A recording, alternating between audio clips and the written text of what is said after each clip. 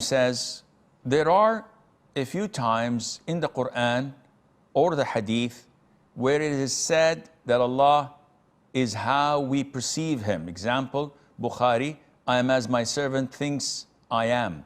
Can you elaborate upon this? This hadith is a clear example that as Muslims we must think positively of Allah. And this is not a choice that you can make. This is an obligation. Because if it were a choice, it would mean that you can think negatively of Allah as many ignorant imbeciles do. There are Muslims that I've heard saying that I do not ask Allah to do this or that for me. Why? He says, whenever I ask Allah to do this or that for me, the opposite happens. A'udhu billah. Are you accusing Allah Azza wa Jal of going against your wishes just to displease you? Are you crazy? Allah doesn't need you. Allah doesn't need the whole population of earth, the 7 billion of them. Allah doesn't need the trillions of animals, of fish, of insects, of birds. Allah is independent. And it's only Allah that provides for all of these. Only Allah that facilitates their affairs. He's the sustainer. He's the giver of life and death. He's the creator. He's the provider, Azza wa Jal.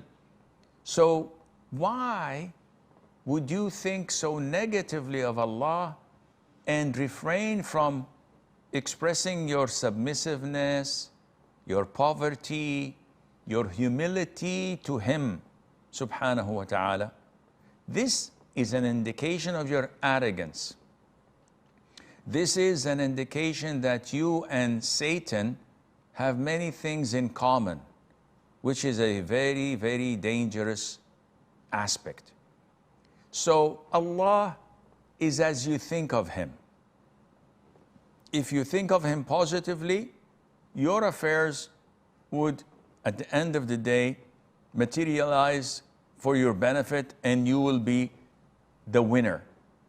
If you choose otherwise, you're the biggest loser and you're the only one who's gonna suffer. No one on earth is gonna care what happens to you. Allah Azza wa Jal would not be harmed by you thinking negatively of Him or saying bad things about Him. Allah is self-sufficient.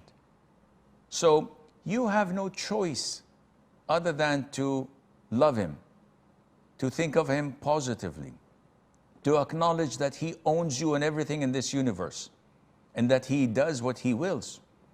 No one has the right to question Him or to doubt Him. In addition to the fact that you have to express your poverty and your humility and to ask and call Him so that He would answer your call, because you're the one who needs Him and not the other way around.